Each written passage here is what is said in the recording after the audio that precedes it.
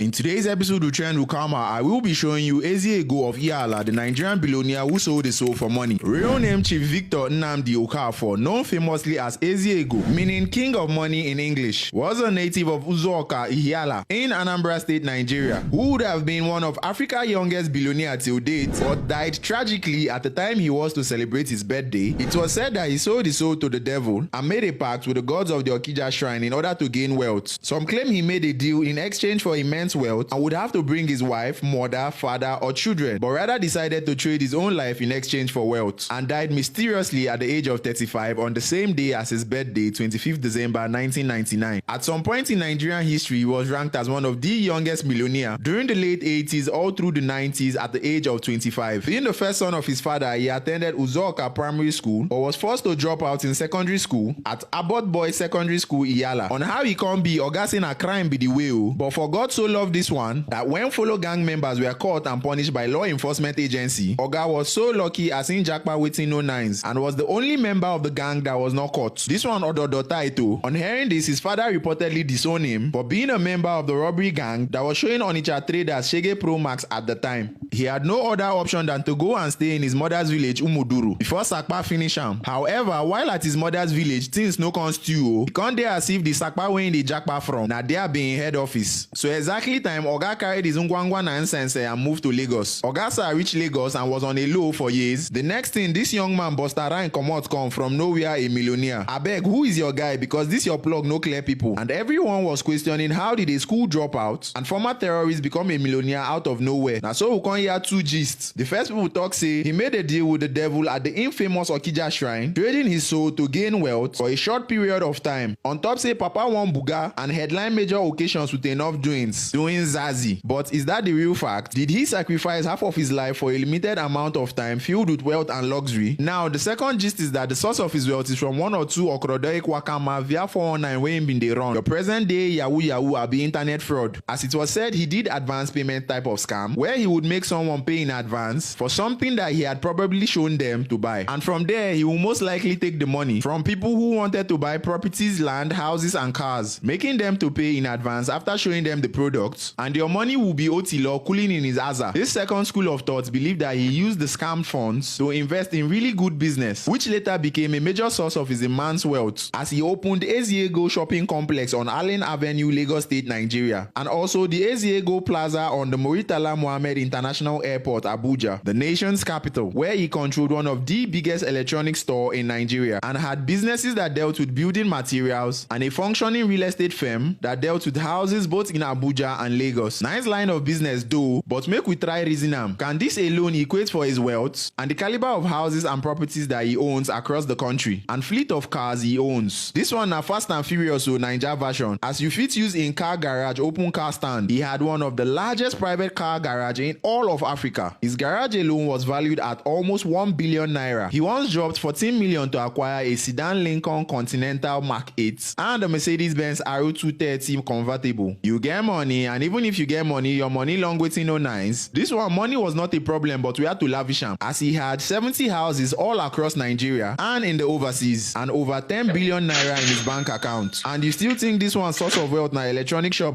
They play, just they play, make clothes they wear you. His house in his hometown was built mostly out of glass bulletproof. Now keep in mind this was in the 80s and 90s in Nigeria, so it's like where do you find a house made out of bulletproof glass, which did cost millions of dollars at the time? He even bring the Oyibo men's all the way from Yankee to his village for Anambra just to fix this glass. With this excessive show of wealth, people began to wonder maybe he really did have an affiliation with the infamous Okija shrine, because abeg na common electronic shop owner get all these doings. His source of wealth might have not really been the purest. In fact, his death made it all make sense. After amassing so much wealth, he usually visits his hometown in Ihiala, Anambra State, Nigeria, every Christmas to celebrate his birthday and the Yulu tides, which people always looked forward to, usually in a carnival manner with lots of masquerade display, children, women, and men singing and dancing behind his vehicle as he sprays them money. For one that usually takes a plane from Lagos to Port Harcourt or Enugu, and from there his convoy of about 6 cars already parked in his compound in Anambra would be waiting for him and his family to drive them to his house, but decided that year he would use the road. On 23rd of December 1999, he set out with his family for his journey to his hometown Ihiala with 6 of his finest cars, which include a Lincoln Navigator 1999 prime model, a limousine, a blue Porsche, a Lexus Jeep, a Cherokee Jeep, and a latest Honda. Now, the Ekelebe stunner in this particular trip, he decides to drive himself alone without anyone inside. Ain't that strange? And this has never happened before. Why did he then suddenly, after so many years of being driven to his hometown, wanted to drive himself alone? Now, somewhere along Ibadan Expressway, his Jeep developed a fault. The Jeep managed no breakdown until they got to Asaba. Now, there the Jeep say, waiting and no do again. Okay, leave the Jeep there for repairs with one of your boys. Baba say, no, we must carry this Jeep and go with us. Rather, he ordered them to go and get a chain, which he used to tow the Jeep and connected it directly to the car he was driving. But Oga Bossman Wayne Bio, now this clearly doesn't make sense. They passed Asaba and were getting close to Ihiala, 2 kilometers from his village. In an attempt to dodge a pothole, he immediately stepped on the brake, and all of a sudden the vehicle he was towing hit his own from behind, causing him to tumble into a ditch by the side of the road. They were able to bring him out of the vehicle, but Oga don collect wetin no nice via the accident, which disfigured his face, and already his stew start to dey gush outside, and immediately was rushed to the hospital. Ironically, the hospital was a hospital he recently made a contribution in millions of naira into, Our Lady of Laudas Hospital. E be like this one been get update of wetin be one sup. Unfortunately for him, the hospital was under-equipped, and his family members decided to get him adequate treatment, but Oga kicked GP tank before anything could be done, and was declared dead on 26 December 1999. After his death, people began to connect one dot to another. Surprisingly, 3 years later after his death, his wife dies with the family lawyer who was supposed to read his will. Until date, all of his assets, cars, and properties are still the way they were at the time he died. Nobody want run this one answers looting style, as everything still there intact. Cha cha. In fact, his mansion in his hometown, Ihiala, Anambra State, was totally abandoned. Today, his mansion is a shadow of itself. His cars that were valued at millions of dollars at the time have all been abandoned too. The palace is officially just a place for sightseeing, and people are so afraid of even stealing anything from that compound because of the omen and belief that all the wealth were affiliated with the Okija shrine. All his businesses and establishments have crumbled and vanished with the wind as though they never existed. Did he know his time was up? That was why he didn't want anybody to join him in his vehicle, exchanging his soul for wealth for a limited life rather than exchanging it with that of his loved ones.